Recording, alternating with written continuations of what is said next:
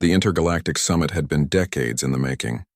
Representatives from 47 species gathered on the neutral station Concordia Prime, floating in the void between galaxies.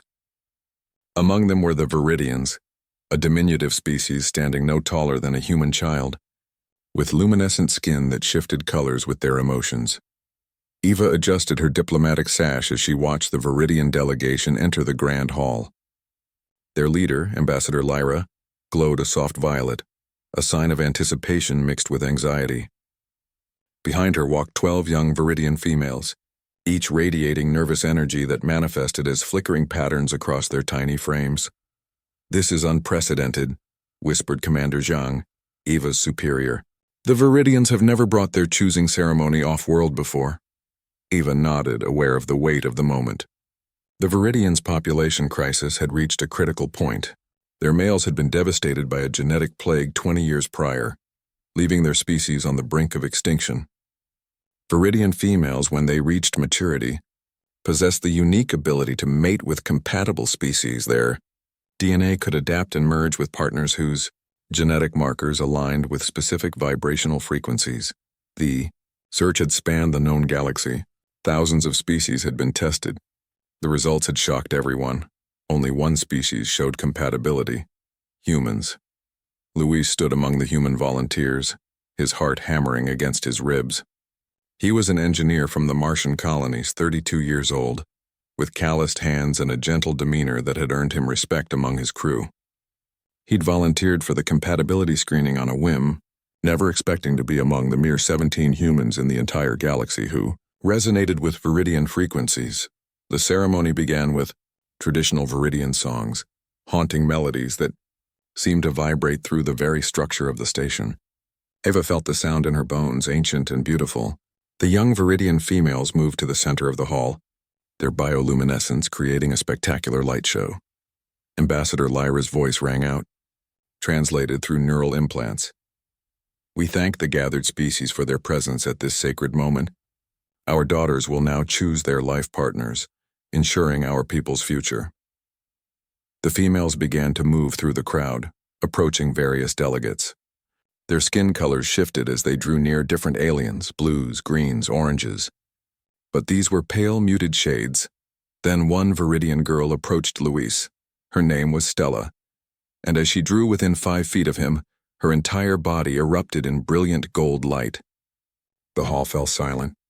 Gold was the color of perfect resonance, a match so rare that most Viridians never achieved it even with their own species.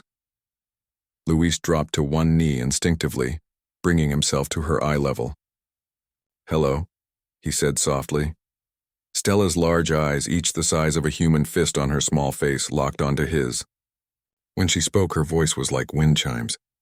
"You feel like home?" One by one, the other Viridian females broke away from the alien delegates they'd been investigating. They moved toward the human volunteers, their lights growing brighter. Within minutes, all 12 had found partners among the 17 humans present. 11 glowed brilliant gold. Eva watched in amazement as Luis extended his hand to Stella, and the tiny alien placed her 3-fingered hand in his palm. The size difference was absurd.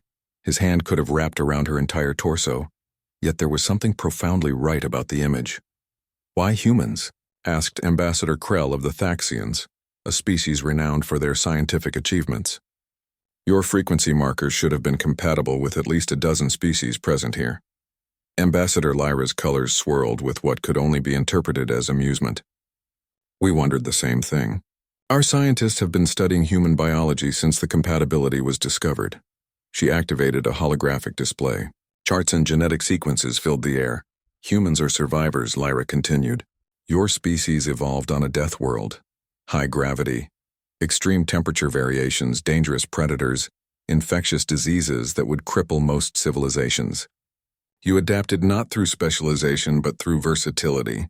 Your DNA is remarkably flexible, prone to beneficial mutations." Eva leaned forward, fascinated. "But more than that," Lyra said, her colors deepening to a profound purple.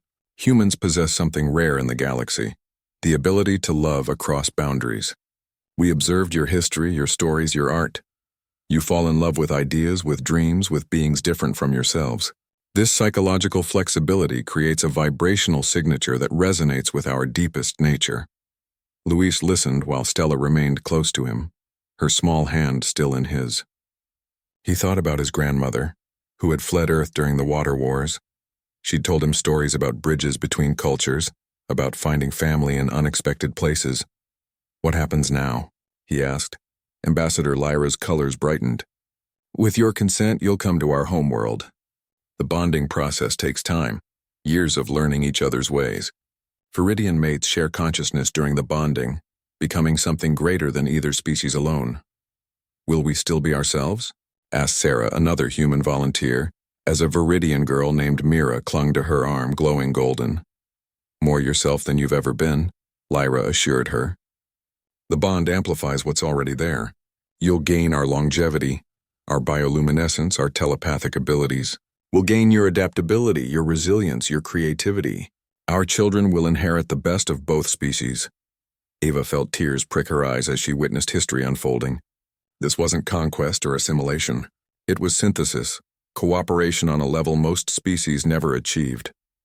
Luis looked down at Stella, this impossibly small being who glowed like a captured star.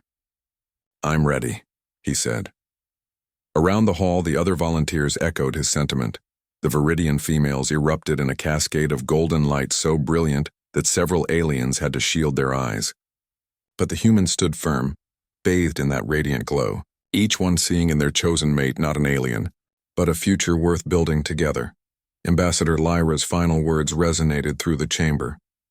"Today, the galaxy witnesses what humanity has always known, that love and survival need no translation. That hope bridges any divide. That when faced with extinction, the bravest choice is trust." Ava smiled, knowing she'd watched the birth of something unprecedented, a hybrid species that would carry the torch of two peoples into an uncertain future. And if the galaxy had learned anything about humans, it was that they made the impossible look inevitable.